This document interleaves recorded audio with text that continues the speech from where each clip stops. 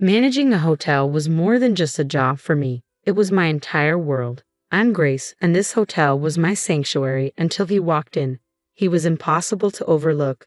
A young man in a suit that screamed wealth, his attention fixed on an extravagant phone. When he checked in, his smile was so disarming it could knock you off your feet. "Good evening, I'm Ethan," he said, his voice smooth as silk. "I'm here for a couple of nights. Anything interesting happening around here?" I found myself smiling back, a bit taken aback by his charm. "Well, Ethan, the city's full of surprises. It all depends on what you're looking for," I replied, handing him his key. Our conversation was brief, but there was a spark. Maybe it was his curiosity or the way he genuinely seemed to care when I spoke. He didn't stay long, but when he checked out, he left a note. "Enjoyed our talk. Care to continue it over dinner?" I hesitated, not accustomed to mixing work with my personal life, but something about him intrigued me.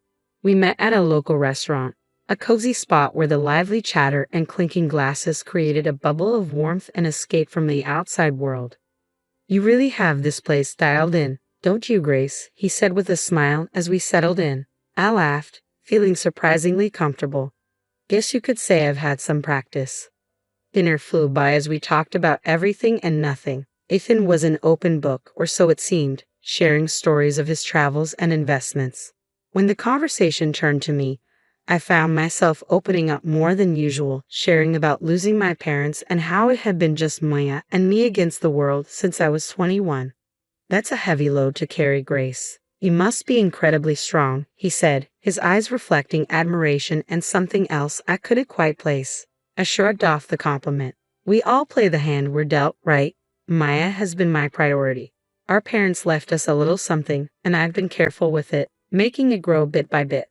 He nodded, his expression thoughtful. "That's impressive. You've got a good head on your shoulders." As the night wore on, I realized I hadn't laughed this much in a long time. Yet whenever I tried to learn more about him and his family, he skillfully changed the subject. "My folks and I don't see eye to eye. Let's just say they have their ideas about life, and I have mine," he said, a shadow crossing his face. I didn't press further. We all have our stories and scars. As the evening drew to a close, I found myself wishing it wouldn't end. There was something about Ethan that made me feel alive in a way I hadn't in years. My life with Ethan felt like a whirlwind, each day a new adventure, every moment together filled with laughter and dreams of the future. He had a way of making the ordinary seem extraordinary, turning simple dinners into unforgettable evenings. One evening, as we sat in our favorite dimly lit cafe with its cozy corners, I said, "Ethan, I still can't believe how fast everything is moving." He reached across the table and took my hand. "Grace, when something feels right, why wait?" His eyes held mine with an intensity that sent shivers down my spine. "I've never been sure of anything in my life," he continued. "I know it's all happening so quickly. It's a lot to take in." I confess, feeling a whirlpool of emotion inside me. "I get it, but trust me, Grace, I'm here for the long haul. I want to build a life with you, a future. And I want to start by making our wedding day the most memorable day of our lives." The passion and certainty in his words were hard to resist. He painted a picture of a day so lavish and beautiful it took my breath away. "Imagine it, Grace, a ceremony that no one will forget, a celebration of our love. It's going to be perfect," he said, his voice brimming with excitement. "And the honeymoon you mentioned, something about the most expensive hotel in the world?" I asked, a blend of curiosity and apprehension in my voice. His smile broadened. "Yes, it's all part of the plan, but I need you to trust me, to take this leap with me. Your savings for the wedding, my funds for the honeymoon, and our future home together. We'll make it all a reality." I hesitated, my practical side shouting for caution, but as I looked into his eyes, brimming with love and promise, I found myself nodding. "Okay, Ethan, let's do it. Let's make this wedding a day to remember." As the weeks flew by, the wedding preparations took over our lives. Ethan, a man of action, handled every detail with meticulous care, ensuring our day would be nothing short of spectacular. Watching him so full of life and determination made me fall even deeper in love. "Ethan, you're amazing," I said one evening as we reviewed the guest list and the lavish menu he planned. "I don't know how to thank you." He pulled me close, his arms enveloping me. "Grace, seeing you happy is all the thanks I need. This wedding is just the beginning. Our life together will be even more beautiful." Yet, amid the excitement, Moments of doubt would creep in, whispering questions in the quiet of the night. Was I moving too fast? Was I getting swept up by the romance of it all? Every time these thoughts surfaced, Ethan's reassurances chased them away. His words and promises were my anchor, keeping me steady through the storm of uncertainty. The whirlwind of wedding preparations filled my days, but among the chaos of cake tastings and flower selections, I knew I needed Maya, my sister, my confidant, by my side. Since our parents passed, it had been us against the world, and her input meant everything to me, especially now. I called her, hoping she could take a break from the cafe where she worked. Hey Mia, think you can ditch the aprons and coffee smells for some tulle and satin today? I half joked, my voice tinged with hopeful anticipation. Think you can ditch the coffee stains for bridal trains today? Maya's laughter came through the phone, light and familiar. For you, sis, I'd trade coffee stains for bridal trains any day.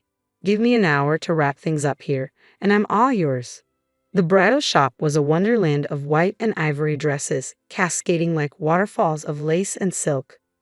As I tried on gowns, Maya's presence was a calming force amidst the storm of satin and sequins. That one, Grace, she said, her eyes lighting up as I stepped out of the dressing room in a gown that felt just right. It's like it was made for you. I studied my reflection. The dress hugged every curve and flowed to the floor in a sea of soft fabric. Do you think I look, I don't know, like a real bride? I asked, a smile creeping onto my lips. Maya's grin matched mine, but I noticed a fleeting shadow cross her face, quick and troubling. Before I could ask, she was up, pulling a dress off the rack. Mind if I give this one a whirl? Just for kicks, she said, holding up a stunning gown that shimmered with every movement. I laughed, a mix of surprise and delight. Planning on eloping, or is there a mystery man you've been hiding from me? Maya's laugh, usually carefree, held a note of something I couldn't quite place. Oh Grace, you know me, always a bridesmaid, never a bride. But a girl can dream, can't she? She quipped, though her gaze darted away, hiding something. The day continued, a blend of laughter and whispers of silk, but Maya's mood seemed to change abruptly. Her usual bubbly demeanor was marred by moments of distraction. Everything okay, Mia? You seem a bit off today, I asked gently, concern threading through my words. She waved off my concern with a dismissive gesture. It's nothing, really, just cafe chaos, you know how it gets, she assured me, but her forced smile didn't quite reach her eyes. As we left the bridal shop, the weight of her unspoken secrets seemed to hang between us, an unspoken tension that neither of us could quite navigate. I wanted to believe Maya's behavior was just pre-wedding stress or maybe a spat with a troublesome customer, but a nagging feeling in my gut told me it was something more. That night, as I lay in bed, the excitement of finding the perfect dress was overshadowed by the puzzle that was Maya's behavior. She had always been an open book to me, yet now there were pages I couldn't read, words hidden just out of sight. With the wedding day approaching, the joy I should have been feeling was tainted by a worry I couldn't shake. Maya and I had faced everything together, but now it felt like a growing gap was forming, filled with secrets and unasked questions. Little did I know, the answers to those questions were about to turn my world upside down. It was a day like any other, or so I thought, until Ethan left his phone buzzing and forgotten on the kitchen counter. As I tidied up the apartment, the constant notifications from his phone became a persistent reminder that something was amiss. The lack of a password was surprising, but nothing compared to the shock that awaited me inside the messages. The exchange between Ethan and Maya was a punch to the gut, each word a betrayal that tore through my heart. They weren't just having an affair. They were planning to push me aside as if I were nothing, as if all the years of sisterhood with Maya meant less than dirt under their shoes. I read and reread Maya's message, which confessed her pregnancy with Ethan's child. The words blurred as tears clouded my vision. Can't believe we pulled this off. She's such a fool, falling for every lie. And now with the baby, we can finally be together, just as we planned. The world around me seemed to spin, a carousel of deceit and treachery. Ethan's reply was no better, declaring his love for Mia and his eagerness to see me humiliated and ousted from my own wedding. She's just a knave cash cow. Can't wait to get rid of her and start our real life together. This wedding will be perfect thanks to her money. I sat there, the phone heavy in my hand, a storm of emotions raging within me. Betrayal, anger, disbelief, all fighting for dominance. But above all, a cold determination began to take root. They thought they could use me, discard me like an old toy. I'd show them the price of underestimating Grace Anderson. When Ethan returned, his carefree demeanor was like a slap in the face. "Hey babe, did I miss any important calls?" he asked casually, picking up his phone. I forced a smile, my insides burning with anger. "Nope, just the usual stuff." "Busy day," I replied, keeping my voice steady despite the turmoil inside.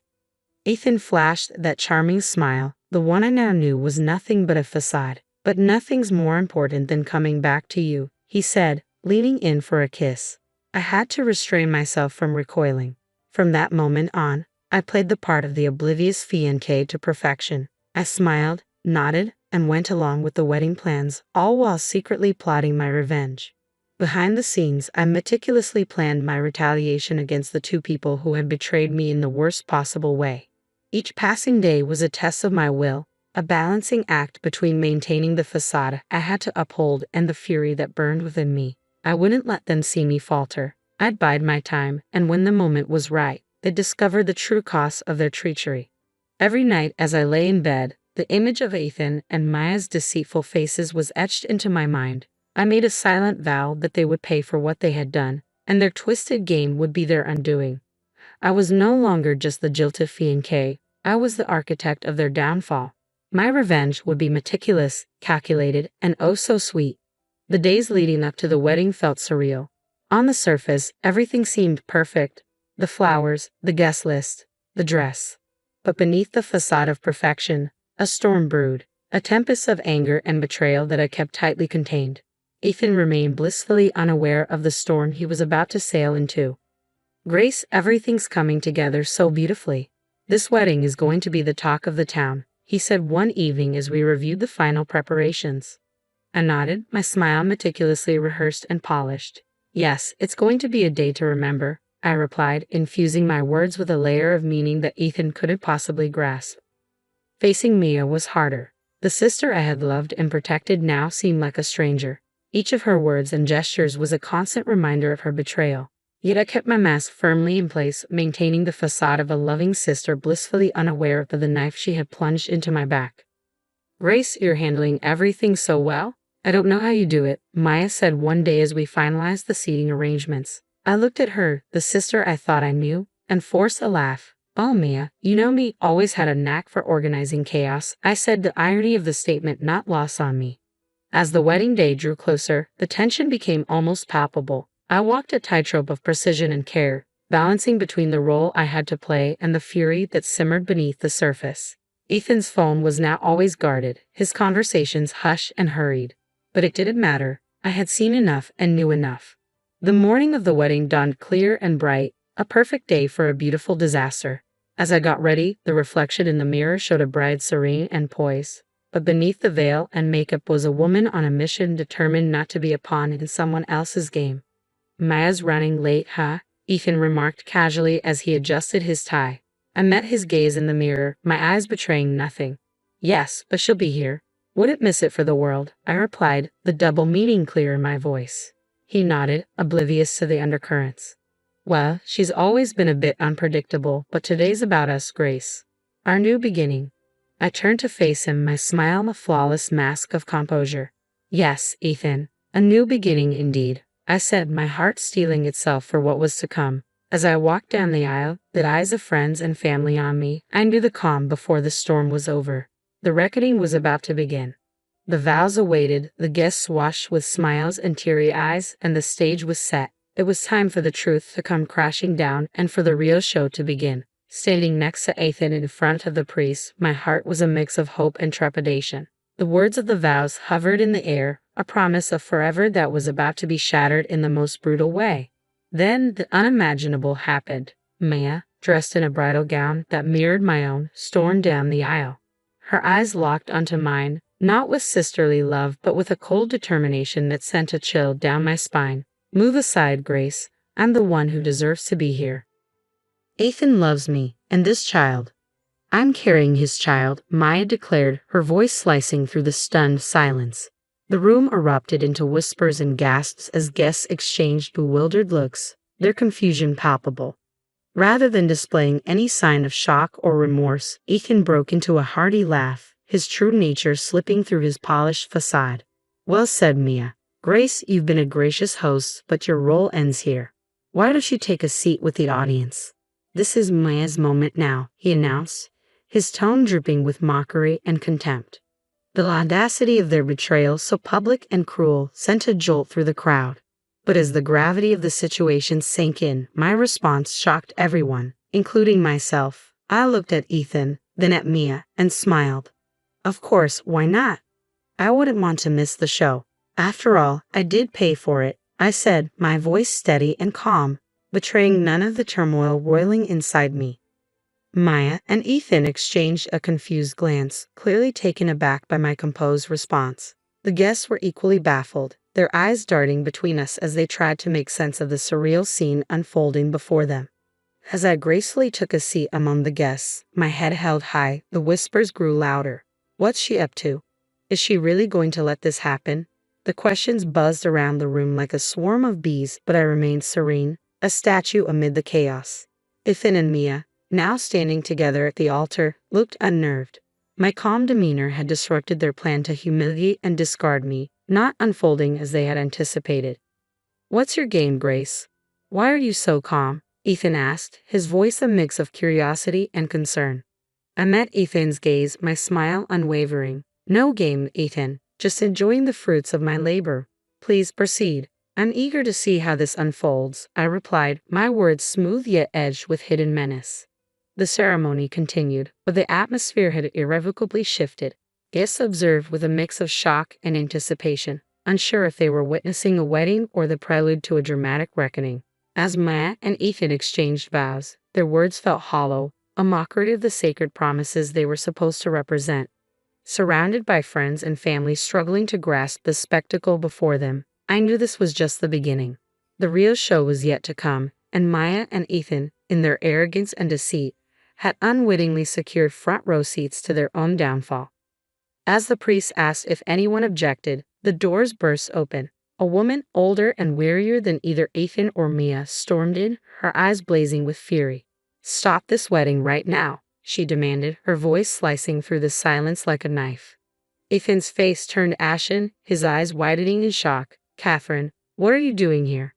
He stammered, his facade of the perfect groom slipping away. Catherine, Ethan's legal wife, as I had discovered, marched up to the altar. I'm here to stop you from making a bigger fool of yourself and these people. Grace, you deserve to know the truth, she said, casting a sympathetic look my way. The room buzzed with murmurs, the scandal unfolding before them more riveting than any soap opera. Maya clutched her stomach, her face a mask of shock and fear. Catherine's voice was firm and clear. Ethan is a liar and a cheat. He's in debt up to his ears, his investments have failed, and he's been using you all to dig himself out of his mess. And Mia, you poor girl, you're just another pawn in his game. The room erupted into chaos, guests rising from their seats as whispers grew louder. Ethan tried to speak, but his words were drowned out by the uproar. I stood up, my heart pounding, but my voice remained steady. There's more, I announced, silencing the room. I hired a private detective after discovering Ethan and Maya's affair. Not only is Ethan already married and drowning in debt, but he's also been hiding a daughter, a child he has never supported. Maya's face crumpled, the weight of her situation crashing down around her. Ethan, is this true?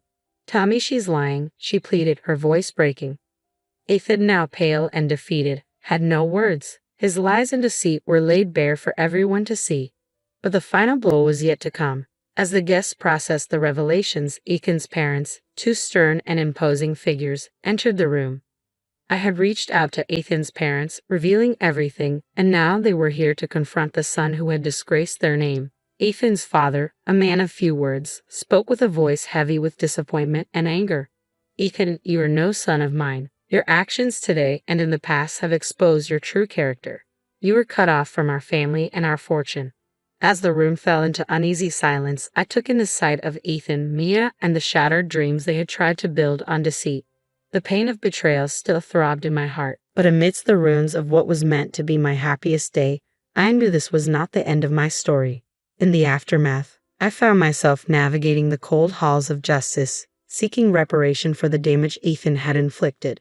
The courtroom felt like a different world, where my pain and humiliation were reduced to legal jargon and paperwork. Ethan, you haven't just broken a promise, you've shattered trust and exploited generosity. You owe me more than an apology. You owe me compensation for turning my life upside down, and declared firmly, my voice echoing in the quiet courtroom. The judge's gavel sounded like thunder in the tense silence. The court finds in favor of the plaintiff. The defendant is hereby ordered to pay $50,000 in damages for the distress and financial loss caused, he declared, his words a balm to my wounded spirit. As I walked out of the courtroom, the burden of the past months felt lighter. Justice had been served, but the road to healing was just beginning. Ethan's troubles didn't end with me. Catherine, his legal wife, driven by hurt and fury, launched her own legal battle, demanding compensation for his infidelity and neglect of their child. The once suave and competent man was now ensnared in a web of his own making, his lies and deceit finally catching up with him. Mia, my sister, who had once been the person I trusted most, found herself alone and abandoned. Ethan had fled the city, leaving her to face the fallout of their actions. Pregnant and scared, she was a far cry from the carefree and happy girl she once was. Grace, I know I don't have the right to ask for your forgiveness, but I'm lost and I don't know what to do, Maya pleaded one day, her eyes filled with tears. I looked at her, the sister I once would have done anything for. Maya, you were my family, my blood, but what you did isn't something I can just forget or forgive. You chose your path, and now you have to walk it, just as I'm walking mine. The distance between us was more than physical. It was a chasm filled with betrayal and hurt too wide and too deep to ever bridge again. Life moved on, but the scars of those tumultuous months remained.